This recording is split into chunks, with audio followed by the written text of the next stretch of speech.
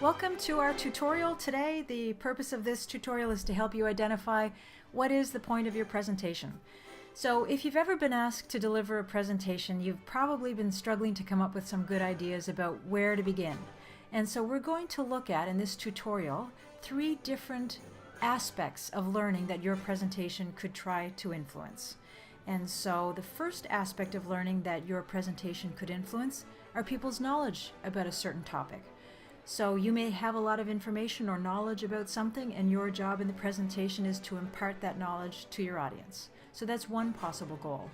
But sometimes people know a lot about a subject, but they just don't apply it because they don't value its importance. So maybe the goal of your presentation is to help people develop an attitude that inspires them to apply that knowledge in the workplace or the community. Another purpose of your presentation may be to influence a group's physical skill. So maybe they need to become more proficient at something like safe lifting or CPR or even archery, for example. If the goal of your presentation is to influence a group's knowledge of a certain subject, then your job is to impart that information. And it can be really challenging trying to figure out what information to impart. So if this is your audience, within that general audience, there will be someone who knows the most about the subject. If you design to suit their needs, you're going to baffle the rest of your audience. There's also going to be someone in your audience that knows the least, and if you design to their needs, you're under-challenging for the rest of your audience. So it's important to identify what most people already know. So if most of your audience possesses this current level of knowledge, this arrow represents their current level of knowledge, and your goal is to take them to this level of knowledge, then the scope of your presentation is represented by this road that I'm drawing. Your scope brings them from where they are to where they need to be. What's above or below that scope can be included in your reference materials, but not within the body of your presentation.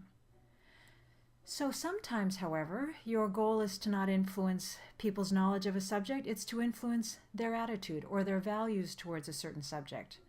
Now, if this presenter continues to hammer the audience over the head with the same boring facts as they have in the past, like the policy was created in blah, blah, blah, or here's the org chart, blah, blah, blah, that knowledge or reiterating what they already know isn't going to influence their attitudes. We have to include a different type of information to do that. Testimonials are a great way of influencing people's attitudes. Inspirational quotes are another way of influencing attitudes. Video clips, particularly ones with unicorns, those always positively influence people's attitudes. Some startling statistics, perhaps outlining the negative consequences of what could happen if we don't embrace this new policy or procedure. This is what you'll look like, for example, if you don't get more sleep.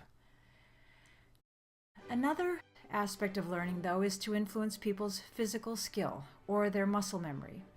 And so if our goal is to help people become more proficient in a physical task, then just lecturing them about, for example, the history of archery isn't going to help them improve their physical skill. In fact, it's probably just going to have your audience trying to figure out ways of shooting you with their bow and arrow.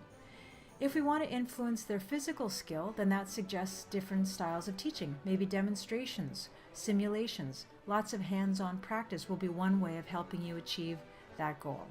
Less talk, more rock. So here's the big summary. So essentially, there's 3 things to remember from this tutorial. Point number 1 is to clarify your purpose. It's either knowledge, attitude, or physical skill. And then point number 2, include only the information and activities that help you achieve that purpose. Point number 3, put the rest of the info in your reference materials. But the most important point of all, just include unicorns in everything. They make everything better.